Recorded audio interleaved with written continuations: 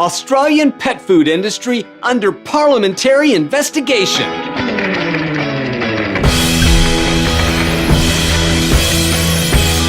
Welcome back to Off-Label Veterinary News, your source for commentary on animals, medicine, and practice life.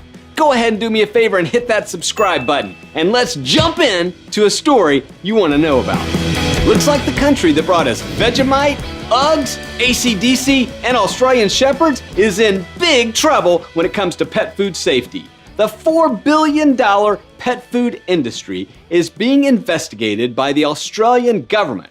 Parliament announced that it was seeking to find out what the heck is going on with pet food after a series of very serious recalls were announced this year. Now, it's important to note that these recalls have yet to really be fully investigated and for us to find out what's going on. Now, the one I'm referring to is this advanced dermo care recall. Now, I've been watching this story closely for the past 6 months or so, and it kind of goes like this. A bunch of dogs have developed acquired megaesophagus after being fed Advanced Dermacare Diet. Advanced Dermacare Diet is made by Mars Pet Care, and this entire thing got kicked off after an Australian police department reported to their veterinarian that a bunch of their dogs were getting sick. Now, this veterinarian was very astute. He wound up investigating, alerting the vet school, and they started saying, whoa, something is going on, and that led to a series of events that eventually led to a pet food recall. But here is where it gets weird. Now, first and foremost, I want to say we don't know yet what is causing acquired megaesophagus in these Australian dogs. I don't think anybody has a clue. There's been extensive tests done, and so far we've kind of come up empty. But what we do know is that the pet food industry is not regulated by the federal government in Australia.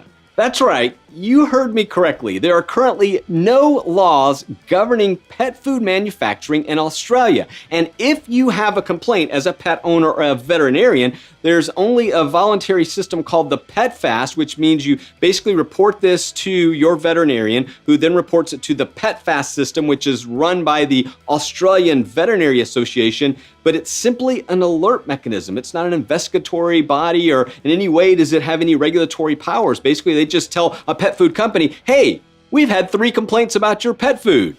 You want to do something about it? The pet food industry is regulated by itself, and recalls are done on a strictly voluntary basis if they choose to do so. In fact, in the past 2 years, there have only been 2 recalls in all of Australia, which is kind of interesting when you look at the dozens and scores of pet food recalls in the United States, but that's simply because the federal government of Australia has no oversight. In fact, they can't issue a recall even if there is evidence of a problem. Now, I will tell you this. I am very, very hopeful that the Australian government will now begin to actually oversee pet food. We need better regulations and protections for the pet owning public. And as a veterinarian, we want to know that somebody's actually checking these pet foods out and making sure that if there is a problem, someone is held accountable. Now, it's very, very interesting because it sounds like all of the major parties, including the Australian Minister of Agriculture, is on board and supportive of this, but we all know the pet food industry is very, very powerful. The good news is that the Pet Food Industry Association of Australia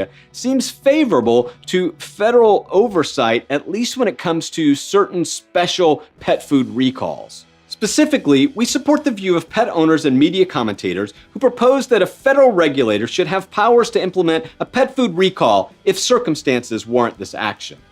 Over the past 2 years, there have only been 2 voluntary pet food recalls in all of Australia. The first was a thiamine deficiency in a Waruva cat food, a canned cat food that was causing severe neurological problems in cats fed this food, and again, complaints through the veterinary field and then through the Pet Fast system alerted the company and they withdrew the food.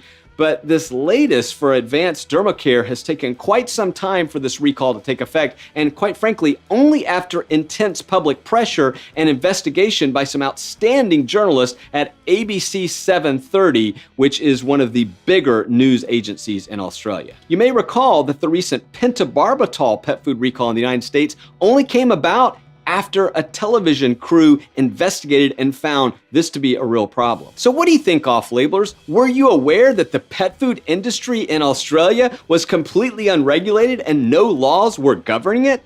Or do you think that this is one of those deals where, hey, leave us alone, we're doing just fine, and after all, it's only pet food?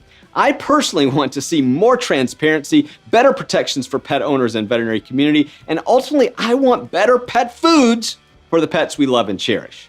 But I want to hear from you. What do you think? Well, that's it for another edition of Off-Label Veterinary News. If you like content like this, please do me a huge favor and hit that subscribe button and share with your friends so we can reach as many of our veterinary colleagues as possible. Until next time, keep living that off-label life. Bye.